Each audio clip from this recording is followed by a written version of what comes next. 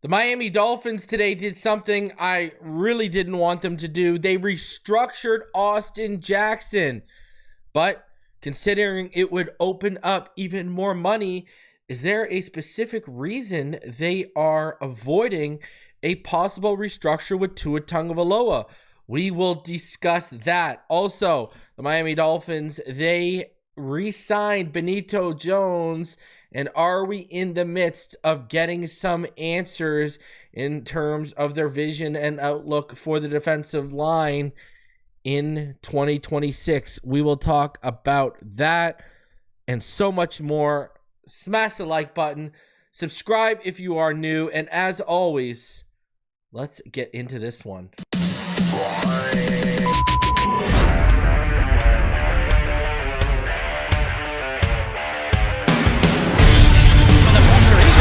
Loses the football. Touchdown! Got it! You have got to be kidding me. Jalen Waddle has a Dolphin touchdown. And he will score! Field down the near side, man open. Touchdown!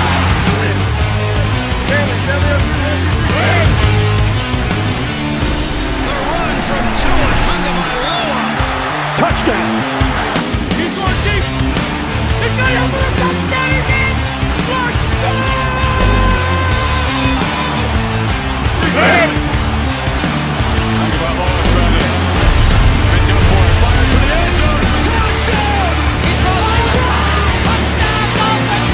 Beautiful day to be a Dolphin fan. Let's go!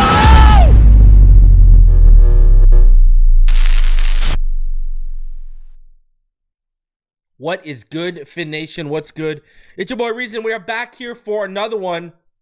Appreciate each and every one of you coming through. I see you, Austin. What's good, homie? So, let's get into this. All right. You know, I got a lot to talk about today, man. We got a lot to talk about. So, first thing I'm going to ask you to do, smash that like button. Subscribe if you are new, the usual, as we are under 3K away to 20K, where I'll be doing a 5-person giveaway. And that's a lot of rhyming in that sentence, eh? So make sure you smash that like button if you are new. Stay up to date with the latest Miami Dolphins news, rumors, and content, especially as we get into draft season. I got anxiety as I got reminded in the chat that we are only 5 weeks away from the draft, as I'm about to put out my very first big board this Saturday. Defensive tackle. I'm excited. Got all my images in today. We are putting that video. That video is going to be wrapped up in a bow and done probably by tonight. So, I mean, I could go live with it tomorrow, but I know how y'all do. I'll let y'all enjoy your Fridays. And Saturday, we will reconvene for a midday matinee. And I will drop that upon your dome. Then next week, we will get into offensive guard. That's going to be a good one. Then after that, we'll get into cornerback. And then we will let the chips fall as they may from there. We're going to do at least 6 video format big boards. We usually do 5. Last year we did 6. We'll do 6 again this year. For all my Patrons and channel members, for all the big boards you don't see, all the positions that I don't do, because what I do is usually the 5 or 6 represents the 5 or 6 biggest needs for the Miami Dolphins heading into the draft. So therefore, the ones that aren't needs, all right, like for example, wide receiver wouldn't technically be a need right now. It wouldn't be one of that top 5, top 6 needs right now. So, you know, now if you trade Tyreek or you're looking to trade Tyreek at the draft, that's a different conversation.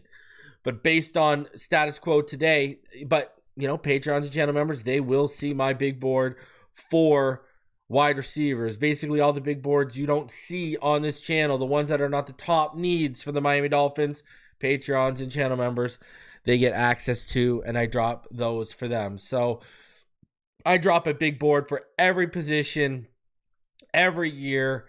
It's usually the top 5 or 6 that make video format, because a lot of work goes into those videos.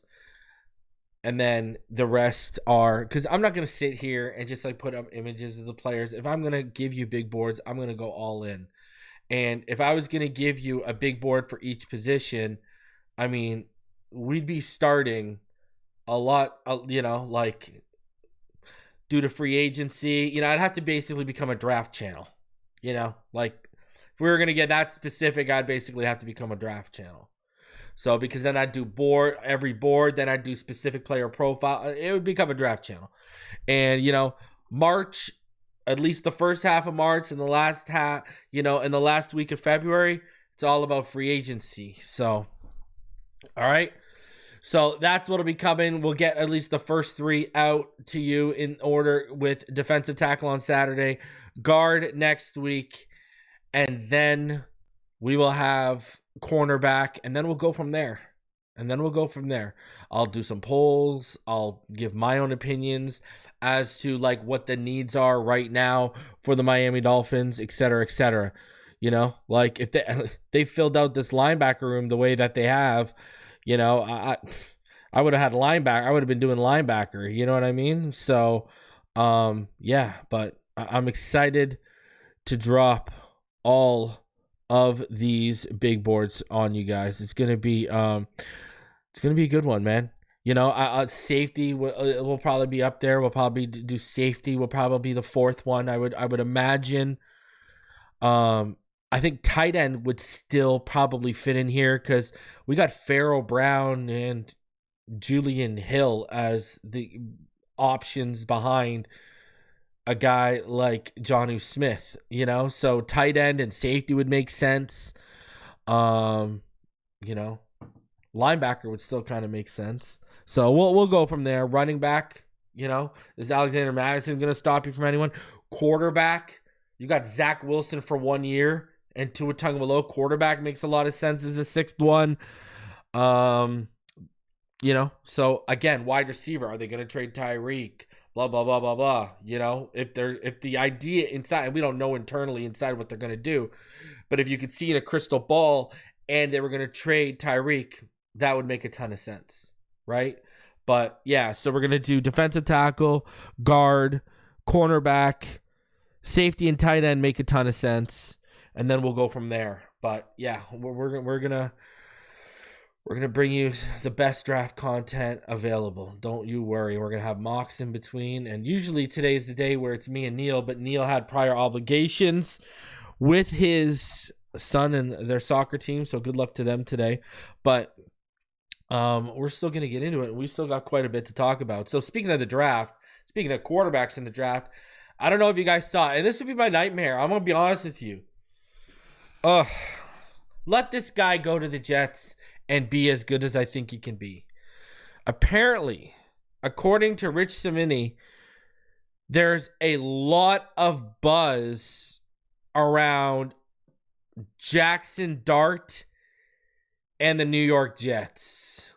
And so this is twofold for me, okay? One, I want to see the kid succeed because I'm so high on him. 2, I don't want to see him succeed as a Jet.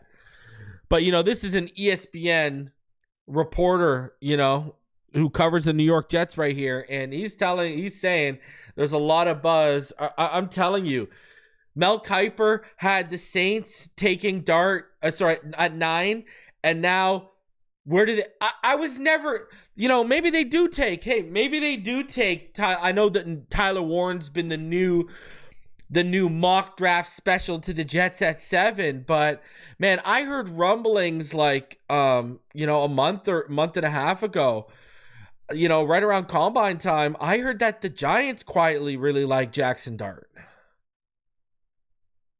Now I don't know how real that is. I don't know, man. I keep going back to this, and we can have this debate, Listen, and I've said this, and I'll tell you 2 things. Number 1, Jaxson Dart. I'm sorry. I'm betting on the traits. I mean, I showed you guys that throw he made in the Gator Bowl. Man, he does things that not a lot of guys in this class can do. Never mind just Shedeur. I mean, I'm sorry, man. I'm betting on that. And Jackson's a smart kid, man. And you've already seen, you saw at the Senior Bowl, You saw him throwing at the combine.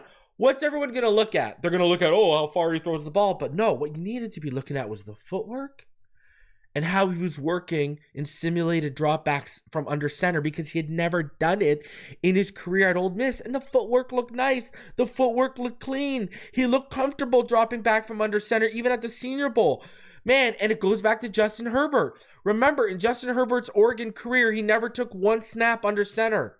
Everything was out of the shotgun. So what everyone should have been watching at the Senior Bowl, and how he looked dropping out of center. And I'm telling you, Jaxson Dart is a smart kid.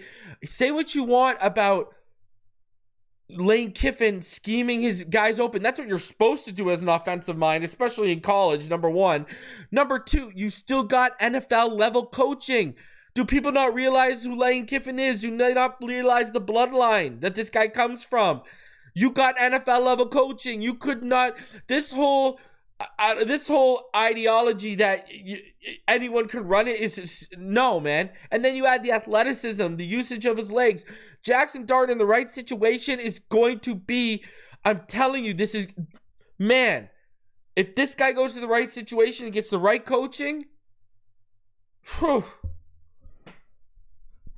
he's going to be better than what, remember everyone was freaking out about Jordan Love when the training wheels finally came off? He's going to be better than that, man. I'm telling you right now.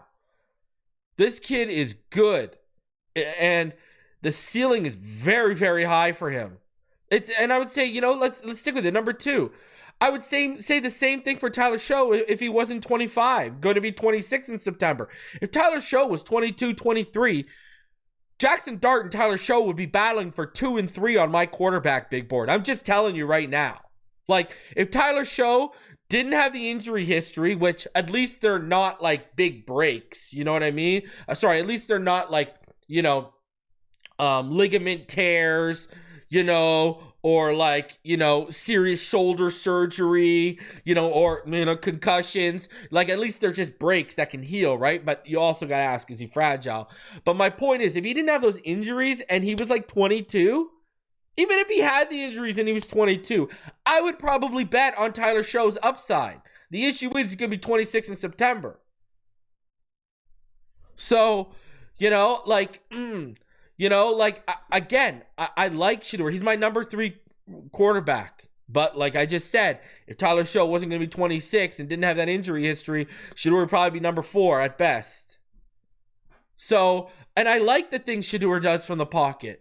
I think he throws timing routes really well, and he throws with timing really well. I think he can throw with anticipation well, right? I think from the short to intermediate level, he can be accurate. But those aren't superpowers like they are with Tua. That's what people need to realize. He's not on that level with those traits. And I don't know where people get the idea, because there's been some fallacy going around, especially in this community, that he's some kind of good athlete. He's not a good Jaxson Dart and Jalen Milroe blow this guy out of the water. He's not a good athlete. And guess what? To where Tua is right now, he probably has a weaker arm than Tua coming into the league. You're not going to see him drive the ball outside of the numbers.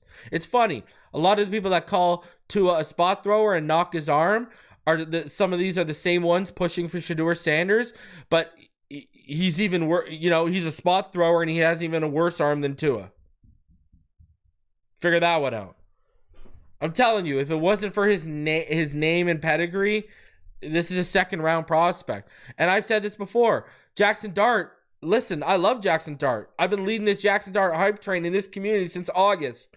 But what have I said since then? And I said since last week, I wouldn't take him till the second round. Now, if you must roll the dice on a quarterback in the first round at 13 and both of them on the board, and there's a gun to your head and saying, pick one, okay, I'm rolling it on Jaxson Dart. But I wouldn't take, the only first round quarterback in my eyes, in my heart, and my opinion is Cam Ward. That's it right now. He's the only one I would feel 110% comfortable about taking in the first round. That's Cam Ward. So, I'm proving a point that, I'm not being subjective, I'm being objective. I'm the biggest Dart guy there is in this community, but I'll be the first one to tell you I ain't touching him until the second round. And I would say the same. I would let the Shedeur slide. If Shedeur's on the board at 13, who wants to move up and get him? Who wants to come get him, baby? What are you offering? Let's go. Because I'm going to take your first round pick, and I want a second and a third round pick. Let's go. Come on. I can go add 2 more picks between 48 and 58. I'll take your first, and I'll take a second and a third. Thank you very much. Come get them. Knock yourself out. Let me fill this roster out. Because I'm trying to get, man, if I can, let's say that pick is in the 20s. If I can hit on a starter there, if I can hit on a starter at 48, or if I add that second and third round pick, now I have flexibility in 48 to move up if someone I like drops. But let's just say that doesn't happen. I'm trying to hit as many starters as I can up until 116. And including 116. I need to hit as many starters as I can in those 4 rounds. That's where I'm at right now. And you need to add more dart throws to that.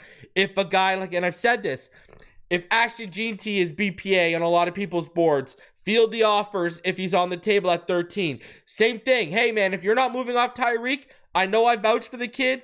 You ain't going to see me cry a tear if you take him because I think he's exactly what we need.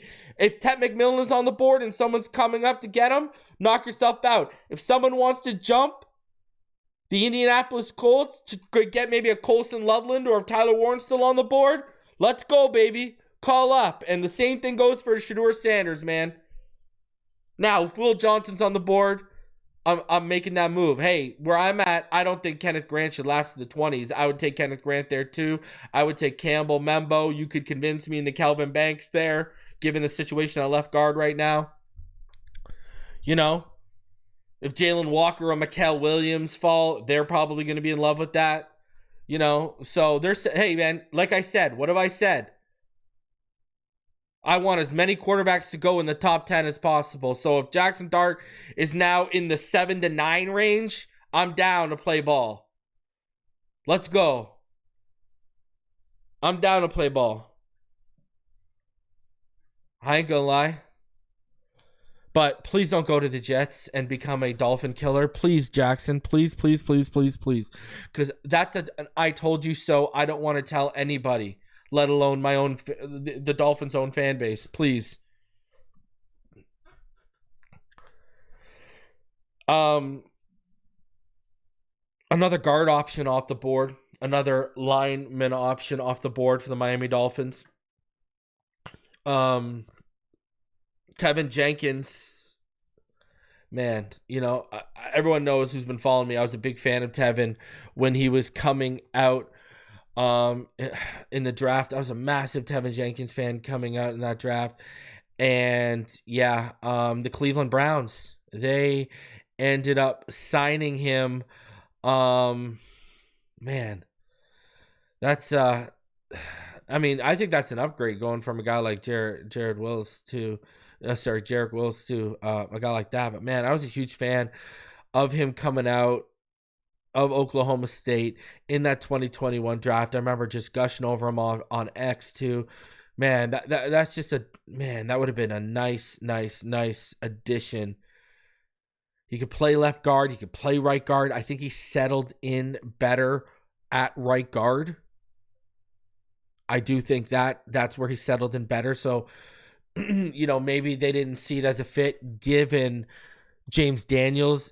I've seen people theorize maybe James Daniels should go to left guard.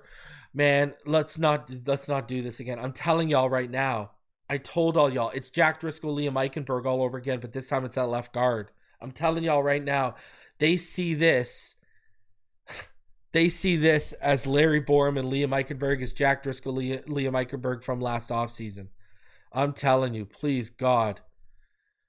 I'm telling you, that's exactly what they see right now. I've been saying this for since they signed Liam. I've literally been saying this. Don't put this past them. I said this last year when they signed Jack Driscoll. Remember? I said, this is going to be the battle.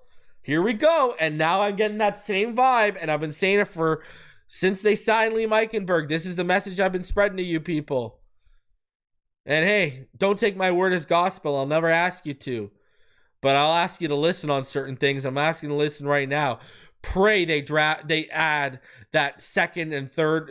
Pray they add another pick or two between 48 and 98 to give us more shots at a guard, because holy jeez.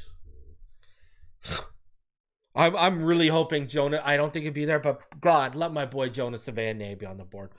And if they pass on Jonas Savannah, my word, I am going out of training camp this year, and I don't know what I'm doing, but I'm causing a ruckus over that.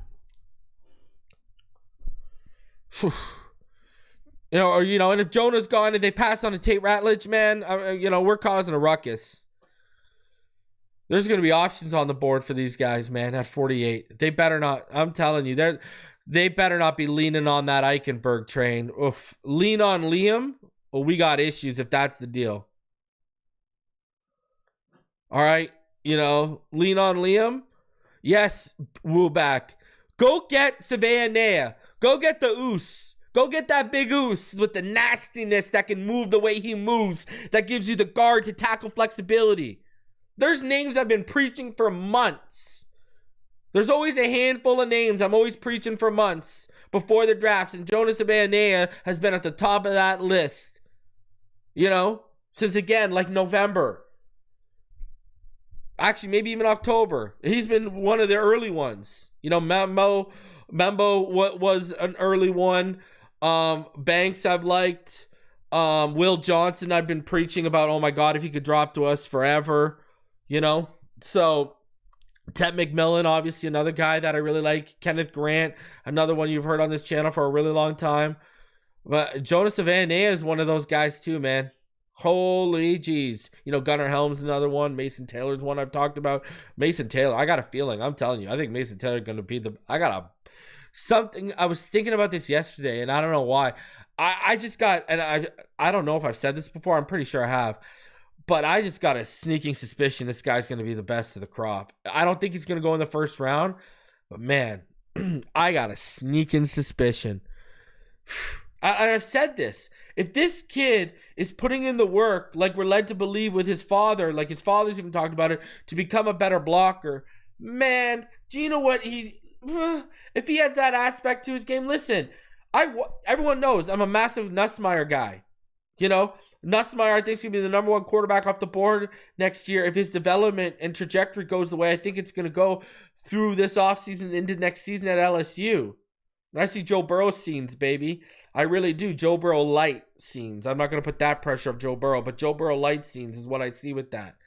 So, man, I'm just saying.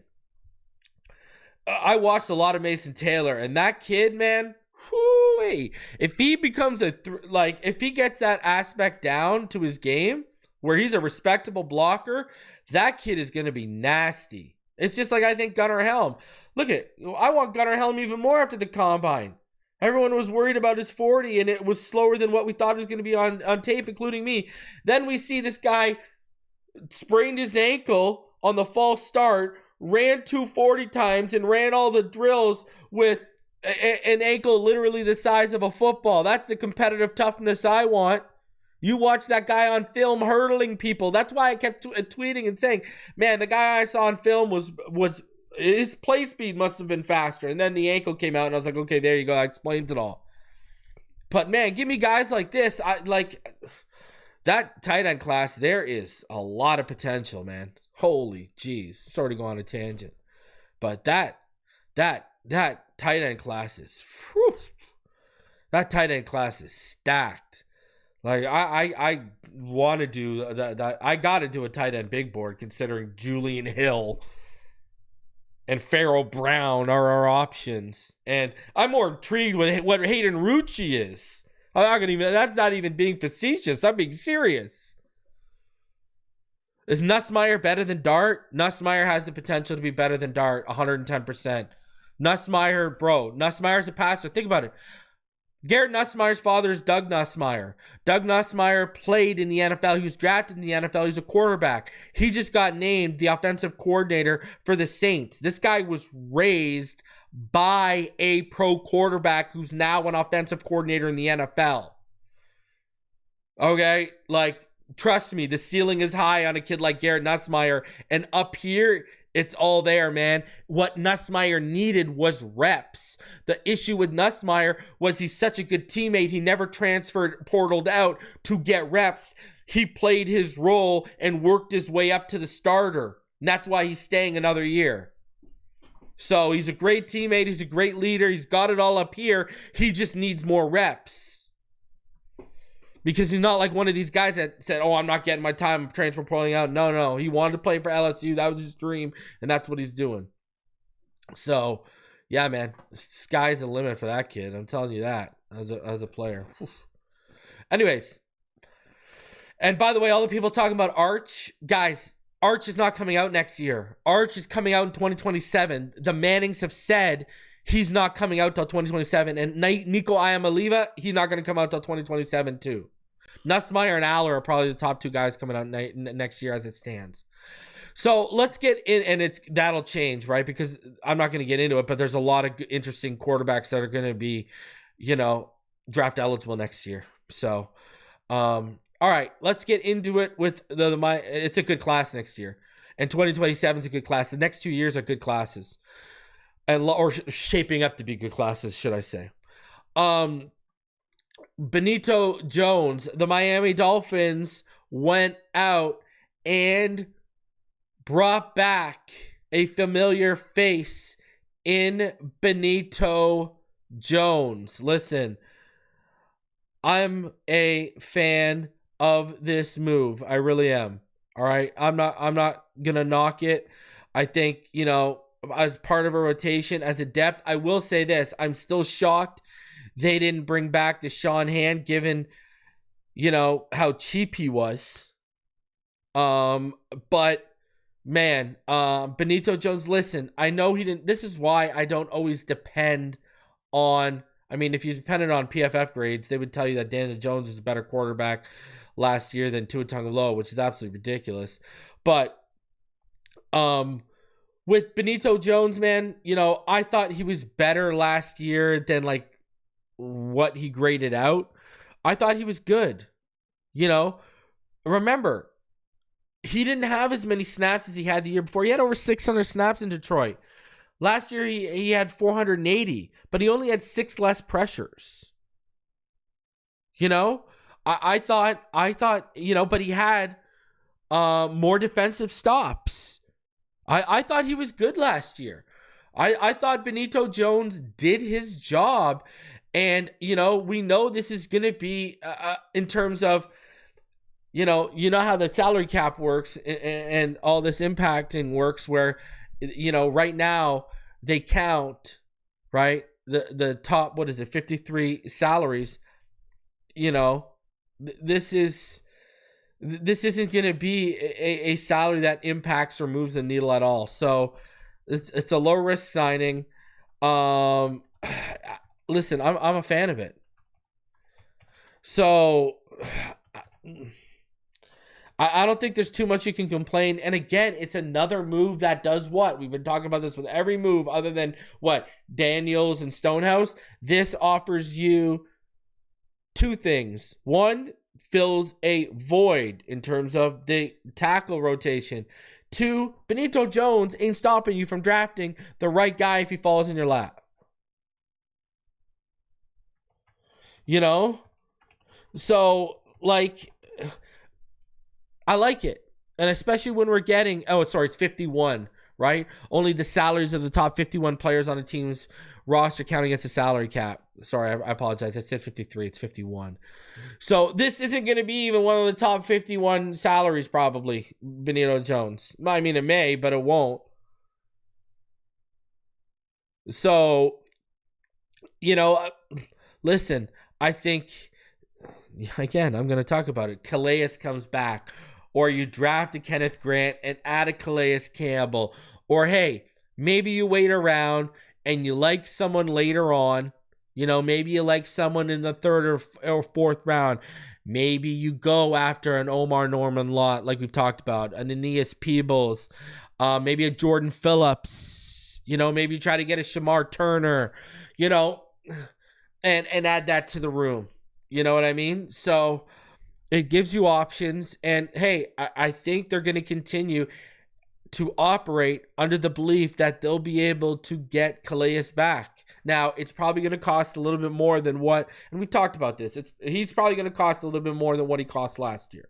That's a given how little he cost in the production you actually got from him. Right? He outplayed his contract last year far and away. Right? Even PFF, Spot Track, they projected him to get raises this year. So I do think they'll raise the bar a little bit. And, I can see a little side of lunacy relying on a 37, about to be 38-year-old defensive tackle to come back, but that leadership is irreplaceable. He was absolutely phenomenal last year. There's just no doubt about it. He's a specimen. He's a fantastic player, and any team in the NFL would be lucky to have this guy. If he wasn't those things, if he wasn't playing at such a high level and such a great leader and such a much needed presence in that room, which are all big things, then I could see you saying, hey, what are we waiting around for? But I think still go out, man. If you're set on Kenneth Grant, if you like someone else, maybe they like someone coming back around at 48. Maybe if Walter Nolan, because of the character concerns, they want to sit at 48 or move up from 48 and try and nab a Walter Nolan because he's slipping because of his character concerns. I don't know. Maybe they want to take a TJ Sanders. I don't know. Or maybe an Alfred Collins. Or Deion Walker like I like. I don't know. But, man, the options are open. And if you add one of those players, right? Like if you add a Kenneth Grant, or if you add someone like a Walter Nolan, and you still get Calais Campbell, whoo-wee, we cooking, baby. Now we cooking. All right. Shout out to Michelle. She's been a member for 3 years. Let's round you up. 35 months, 3 years. I appreciate you, Michelle. Kicked it with her for a little bit at training camp. Awesome, awesome, awesome lady. And she says, I'm hoping that Calais comes back. Man, so am I.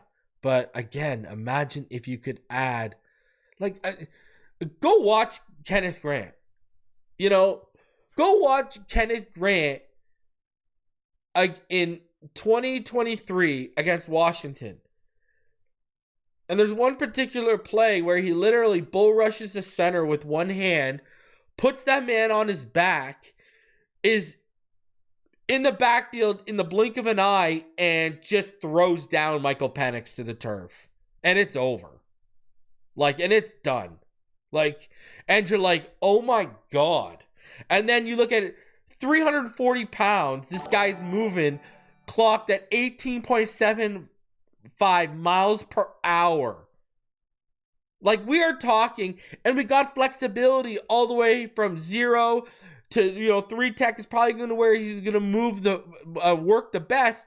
But man, he could flex off the edge with that kind of with the kind of movement ability, power, and athleticism he has, kind of like we've seen Seiler do in the past. I mean, Kenneth Grant is just an absolute freak, and the pass rush upside is just so crazy on him. Man, I can't wait to drop my defensive tackle big board. Oh man, that guy is just, I'm telling you, he is something. He is something. Justin says, what's up, reason why everyone tripping about Tua? I don't know. I mean, it's probably what I talked about yesterday, the whole palm tree thing, and we're going to talk about Tua in a little bit here, but it's in a little different scenario, all right? So stick around, because we are going to talk about Tua right after we talk about this, all right? So, Barry Jackson broke today that Austin Jackson was restructured. I've been pretty vocal about two things.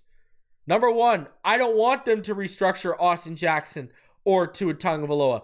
Number two, I thought they were going to restructure Tua Tagovailoa because that's how they structured the contract. And we're going to talk about that in a second. Oh, man. Michelle Calais and Kenneth Grant added to this front would feed families for football generations, which is like 2 years, right? So, short shelf life in there, especially with Calais getting up there. But, man, that would be nasty. Under Weaver's tutelage and eye and vision, oh, man. I'm getting all excited. So, where I go back to here is, I've been pretty adamant that I don't want Austin Jackson or Tua restructured, okay?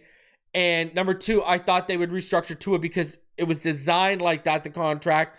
That's what most teams have done when they've signed those big deals with quarterbacks, and it frees up $19.1 million. I thought that's the route they were going to go. Now, we'll get into that, like I said, but I didn't want Austin Jackson restructured for a number of reasons. Number one, drafting a guy like Jonas Savaiinaea, right? He could play, he could be a swing guard, swing tackle right now. I'd kick him at left guard for year one. When Austin Jackson eventually goes down, he could kick to right tackle, right?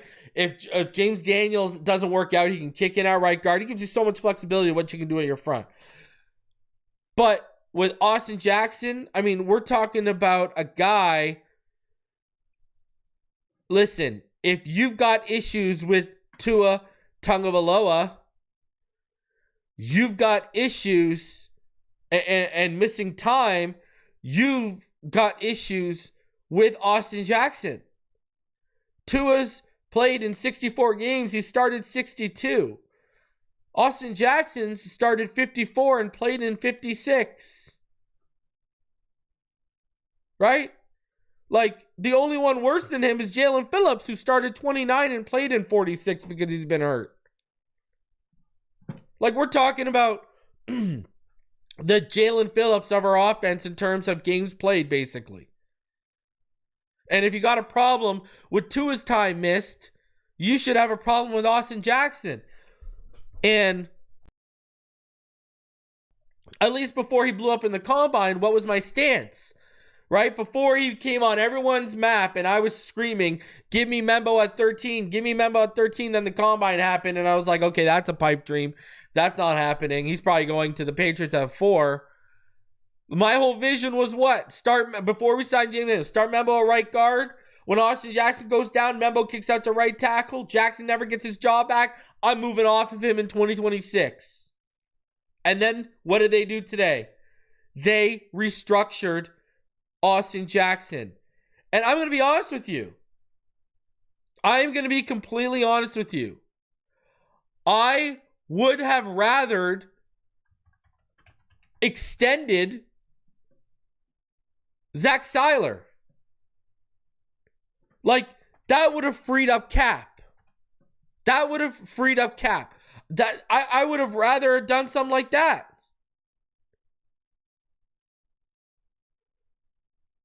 But, that would have freed up what? About $5.8 million. I would have rather gone that way.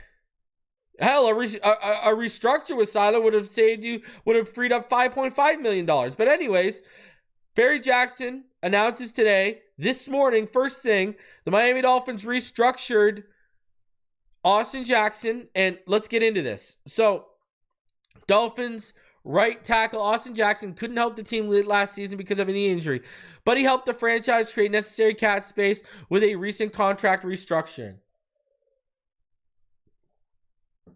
Jackson won't earn any less money, but the Dolphins lowered his 2025 cap hit from $13.83 million to $5.79 million by converting $9.7 million of Jackson's 2025 salary into a signing bonus. That move, reported by OverTheCap.com, reduced his salary cap number by $7.8 million.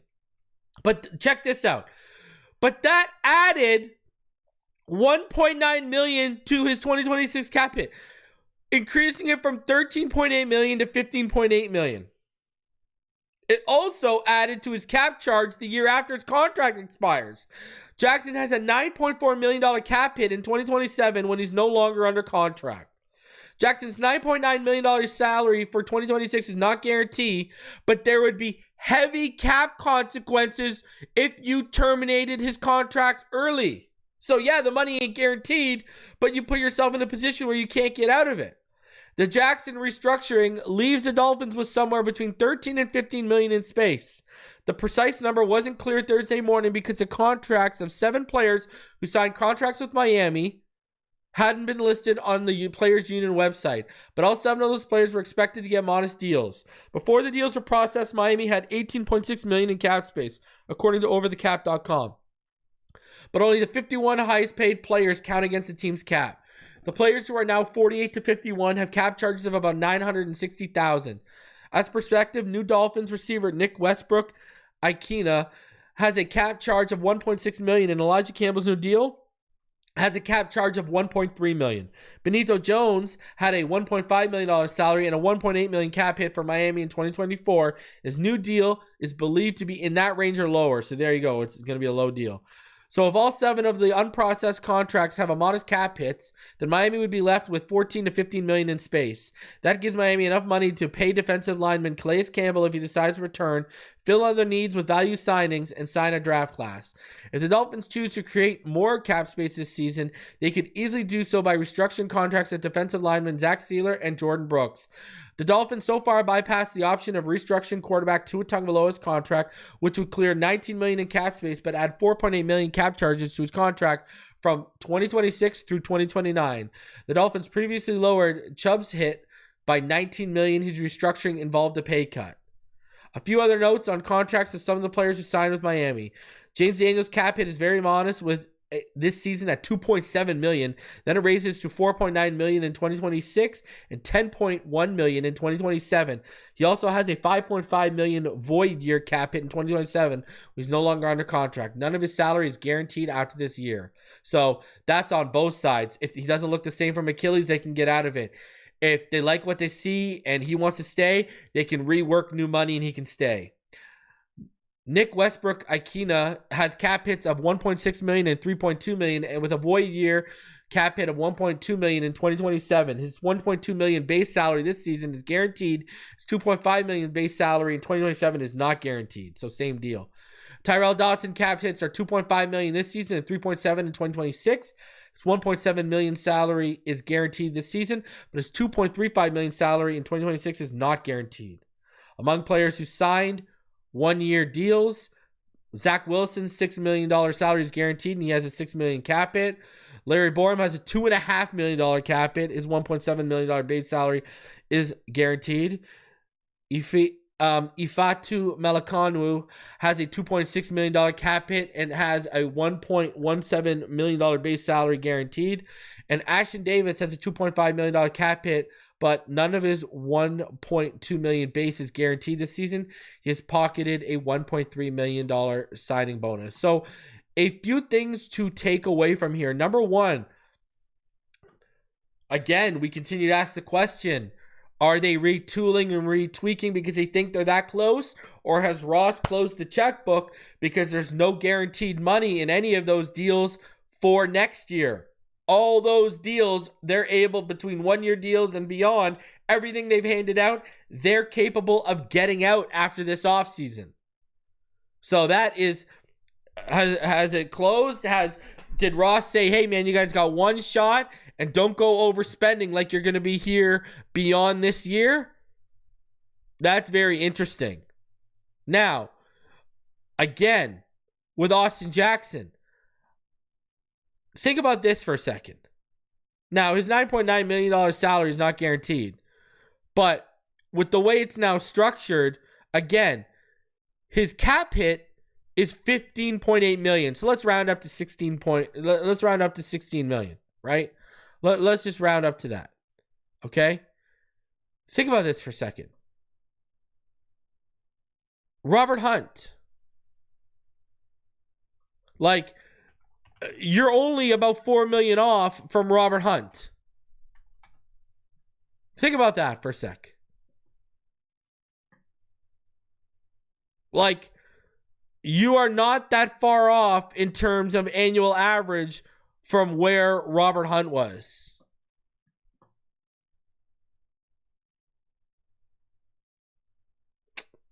Like, think about this. His cap hit in 2026 will be about $24.3 million. Jaxson will be about $16 million. Talk about an $8 million. Man, comparatively, I'd pay Robert Hunt $32 million compared to $16 million for Austin Jaxson. But when you look at his annual average, it's about $20 million, right? And again, you could convert money. Now, the base salary next year is about $10 million, 9.9 for Austin Jaxson. The base salary next year is $5.85 million for, $18.5 million. So it's just a little under $9 million more. But man, again, you're telling me you couldn't have made this work with Robert Hunt, and you're sitting here giving even more money to a guy like Austin Jaxson, who has played like less games than Tua, is like the Jalen Phillips of our offense in terms of health. Like, are we serious? Man, I think that's, man, and think about this. Yeah, we say, you know, the hit for a guy like Robert Hunt next year is $24.3 million and $18.5 million in 2026. But if he would take lesser if he was in Miami because of the state tax, you'd probably be getting him at, you know, a 16.5 base and probably a $22 million cap hit. So now you're only talking about like $6 million. You know, like, I don't know, man. Like, I'm just not a fan. I'm not a fan of giving more money to Austin Jaxson. I'm just not. I haven't been, you know, it's, I don't know. Whatever. Like I said, I would have rather restructured Zach Seiler and Jordan Brooks. That makes a lot more sense to me. And I will say this, you know, with the $14 to $15 million cap space projection by Barry Jaxson, that's another reason why you can throw out, and with them wanting to bring in back Calais and putting money aside as well as for their draft class, that's why you can throw out a Asante Samuel Jr. deal. That's not happening. Like, that's just not happening. And another reason why Zach Seiler and, you know, Jordan Brooks, they're going to be part of the long-term vision here. So I'd be down to restructure guys like that. But yeah, I don't know. I just, yeah. So you look at that $14 to $15 million in cap space. That's why you can't be looking at Asante Samuel type of deals. And that's why I've been telling y'all they're looking for more in the Kendall Fuller deal type of range they got last year. And even still, they'd have to restructure more money to pull something like that off. Now, maybe that's where the Zach Seiler contract comes in. Now, I want to talk about this. Are the Miami Dolphins avoiding a restructure for Tua Tagovailoa for a reason? Even Barry Jaxson pointed that out in his article, that they have bypassed the option of restructuring quarterback Tua Tagovailoa's contract, which clears $19 million, but again adds $4.8 million in cap charges to his contract from 2026 to 2029. Man, is this further indication? We're watching the checkbook close a little bit, but we're also seeing him not being restructured. Is this a further indication, and this is where I'm going with this, is this a further indication that Ross has signaled from the top, Tua, Greer, McDaniel, you got 1 year to figure it out. If you don't stay healthy, Tua, if you don't improve, McDaniel, and Chris, if I don't get the results I see, there's going to be sweeping changes. And I'm going to bring in someone new, and they're going to decide Tua's future. And that's why I don't want you to touch the money right now. Is that where we are at right now? And is that why they're avoiding freeing up this $19 million? Because you could free up that $19 million and make yourself a player for Asante Samuel, like I've talked about, You could make yourself a player for Asante Samuel if you free up that $19 million, and now all of a sudden you're not pressed for a Will Johnson to fall. Maybe taking a Jahdae Barron.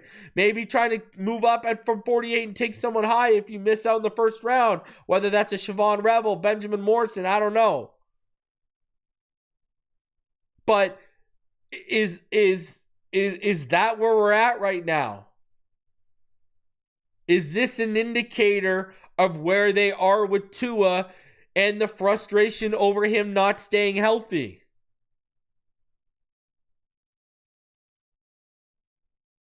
I think that's, hey, listen,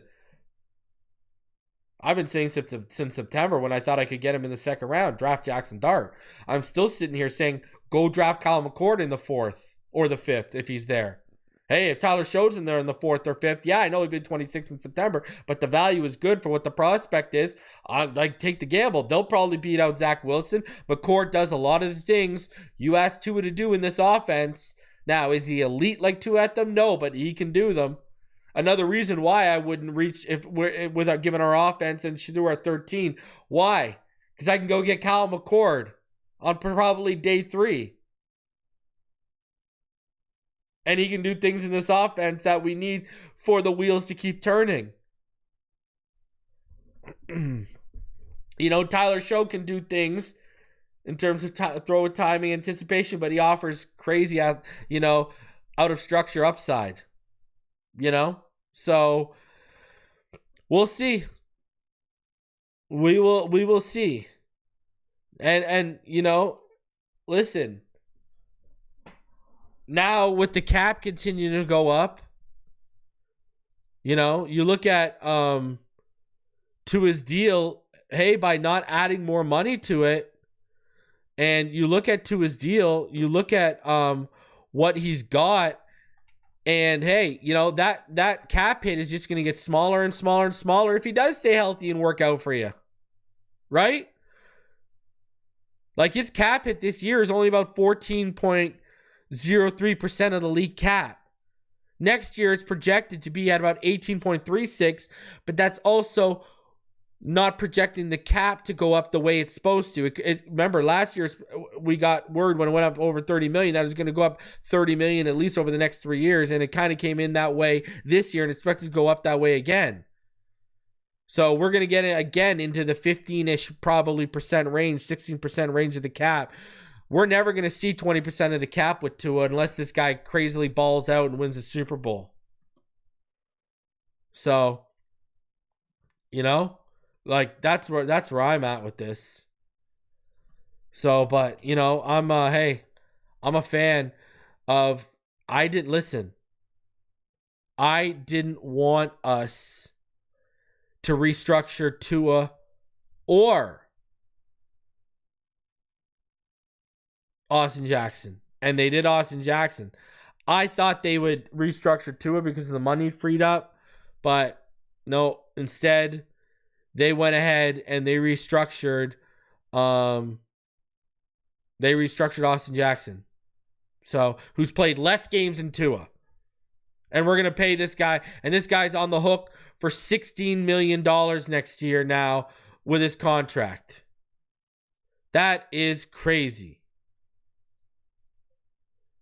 And like Austin Jackson, here's the new numbers. If you cut Austin Jackson now next year, it's a 13.764 dead money hit.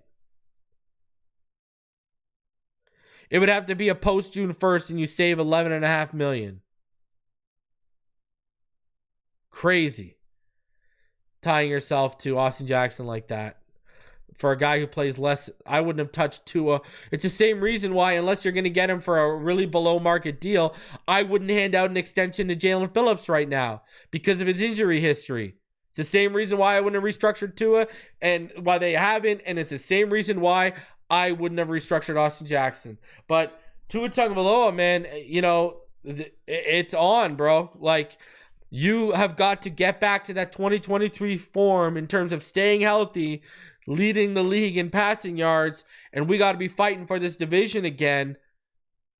Or it looks like this team is setting themselves up where if you get hurt and you miss games again, they could move off you, which leads me to believe maybe they weren't lying when they said they're going to turn over every stone and potentially take someone in the draft as well. Now, they haven't added anyone to the room. It's just Zach Wilson on a 1-year deal. But, man, I'm wondering, there's intriguing options that are going to be there outside of round 1 that I mentioned. I've already talked about a couple of them, like Tyler Show, Kyle McCord, Brady Cook. It offers you something, intrigues you a little bit. Maybe Curtis Rourke as a late day 3 flyer. There's intriguing options to bring in here. So we will see. We will see how it goes, man. But very interesting to see how they are just totally avoiding restructuring Tua Tagovailoa at all costs. So why did I want him to... Now this is going to be the next question. Why did I want them to sign him to a contract? Because of what I just talked about with his percentage of the cap. I knew that the cap was, and we talked about this all last season, that the cap is going to go up over around $90 million over the next 3 years. And considering he was just coming off his first season playing healthy, he was the first Pro Bowl quarterback in Miami Dolphins history in 30 years. He led the league in passing yards after coming off the previous season of leading the league in passer rating. I mean, yeah, I knew if you signed him now and you got him in that 55 million-ish range, if this guy stays healthy, we are going to be, and I talked about this all last year, I would break down the percentages of the cap. He would be an absolute steal if he stayed healthy. That's why I said that. And the other reason why was this offense wasn't going anywhere without Tua. But the main one being, if you looked at what his cap hit was going to be, as opposed to what the salary cap was expected and projected to be over the next 3 years, like I said, that's why he's looking at a 15%, while most guys are anywhere from 20 to 25% of their team's cap. So now if he stays healthy this year at 15% of the cap and we're fighting for the division again, that's a good deal on our end. So, now speaking of backup quarterbacks, FanDuel, and I want to get your guys' thoughts on this. FanDuel, they have Zach Wilson ranked as the number 3 backup in the NFL, which to me is wild because he's well under 500 as a starter. He didn't prove he was a capable number 2 last year in Denver. I mean, let's be honest. Joe Milton against the Bills last year, he proved himself as a capable number 2 last year. Zach Wilson hasn't proven that yet. Marcus Mariota should be higher. Go look at his games last year for the Washington Commanders, given that situation.